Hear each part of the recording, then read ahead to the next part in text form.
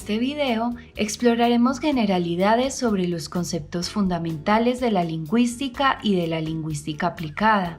Este recorrido busca aportar a tu comprensión y profundizar en los conceptos para luego problematizar otros elementos que están relacionados con la disciplina específica de los procesos de adquisición de lenguas adicionales. Empecemos por el concepto de comunicación. Según varios autores, la comunicación se puede definir como cualquier acción que realiza un organismo que puede alterar la conducta de otro. Esta definición nos permite pensar, por ejemplo, en la comunicación que se establece entre cualquier ser vivo, como el canto de un ave para avisar sobre la presencia de comida.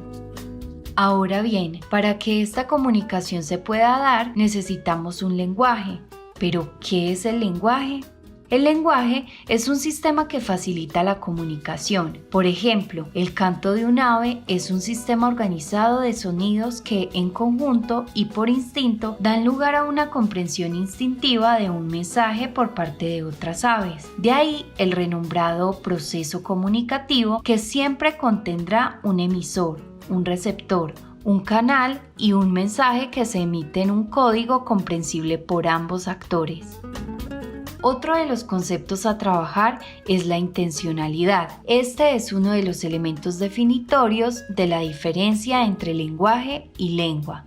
En términos muy simples, la lengua tiene características que la hacen única para una especie de ser vivo, el único capaz de razonar, crear y modular en diferentes maneras con una intencionalidad, intertextualidad y fundamento pragmático acumulado. Esto la hace diferente de la simple forma instintiva de comunicarse a través de un lenguaje que se da entre otros organismos y que metafóricamente hemos visto que se usa incluso en sistemas de computación, por ejemplo, el lenguaje binario.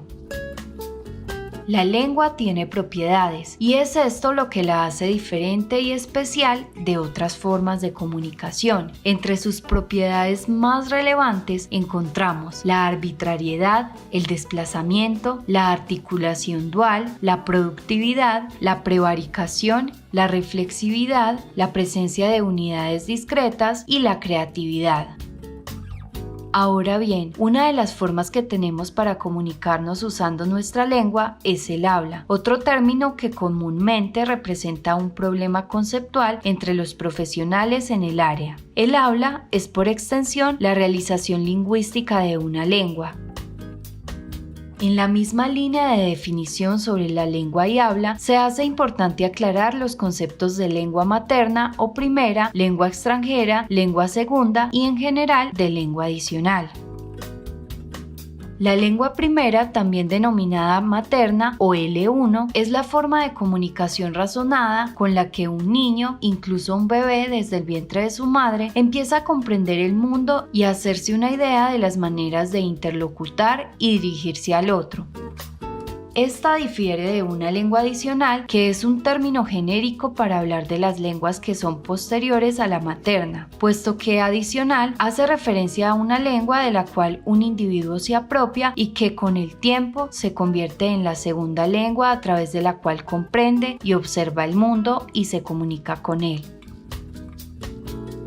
Por otro lado, en un contexto de aprendizaje, el término extranjero hace referencia comúnmente a la presencia de una lengua que no es propia del lugar en el que se aprende, es decir, una lengua que no es ni la lengua de comunicación común del lugar, ni la lengua franca, ni la lengua oficial. Es un término que se utiliza ampliamente para designar el aprendizaje de un sistema de comunicación razonado ajeno al lugar o contexto de aprendizaje próximo del estudiante o de la institución.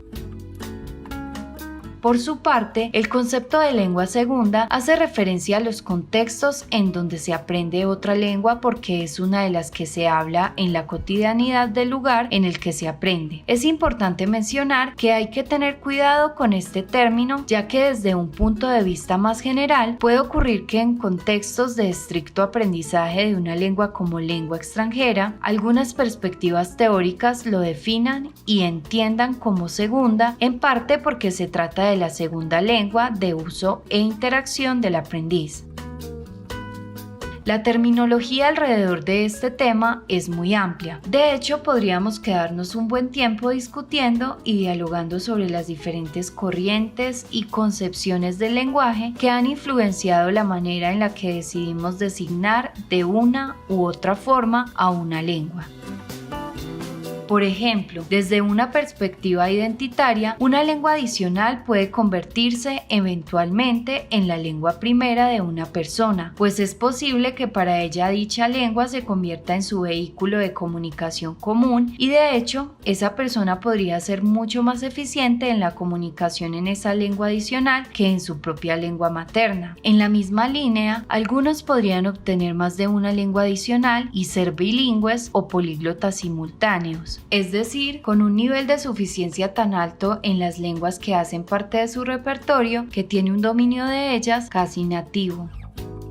Esta reflexión preliminar nos debe dejar claridades e inquietudes sobre los siguientes aspectos. Primero, ¿cómo identifico las lenguas que hablo? Segundo, ¿mi lengua primera me identifica como persona? Tercero, ¿soy bilingüe o políglota? ¿Y hasta qué punto esas lenguas adicionales hacen que perciba el mundo de una forma u otra? Muchas gracias a todos por ver este video y esperamos encontrarnos en un nuevo espacio.